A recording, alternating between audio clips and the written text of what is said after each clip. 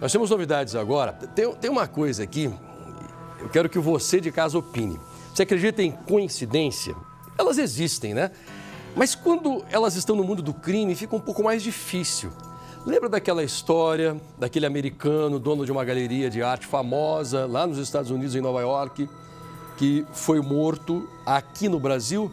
Então, por que eu falei da coincidência? Esse homem nos Estados Unidos era casado com um cubano. Eles acabaram brigando, eles se separaram, mas eles estavam discutindo na justiça a guarda do filho que eles têm juntos. Um filho que eles adotaram e que os dois gostam demais. Só que eles estavam brigando assim, muito por causa desse filho.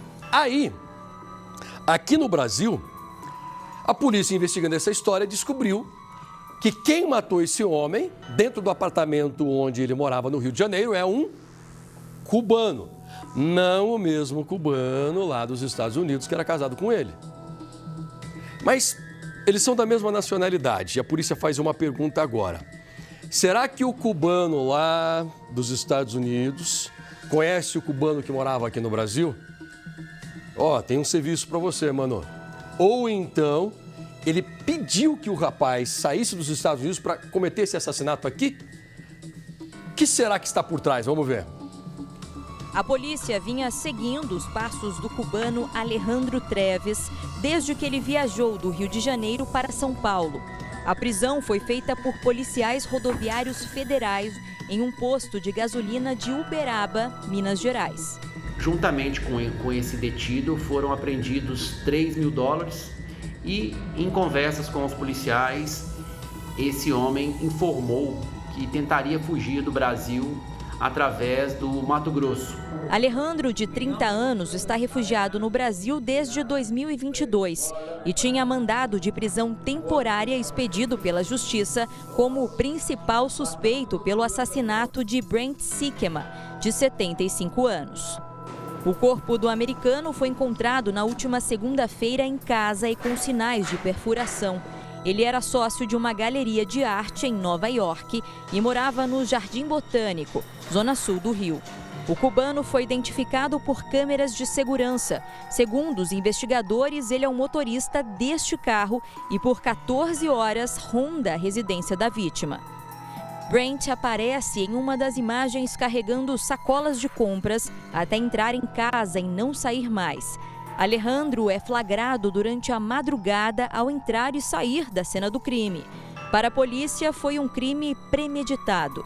A vítima teve 18 perfurações no tórax e no rosto, na face, né? E ele subtraiu uma quantia entre 30 e 40 mil dólares, mais cerca de 30 mil reais, alguns outros objetos e algumas joias também da vítima. Agora a polícia investiga se o suspeito tem ligação com o ex-companheiro do galerista, que também é cubano. Segundo as investigações, o casal passava por um conturbado processo de separação e discordava sobre a guarda de uma criança. Essas informações estão surgindo agora, né, com relação à origem do autor, com relação a esse conhecimento prévio entre os três, né? Mas a linha de homicídio não está descartada. Alejandro nega que tenha cometido o crime. Ele nega, mas foi a única pessoa vista entrando na casa. A polícia não tem dúvida.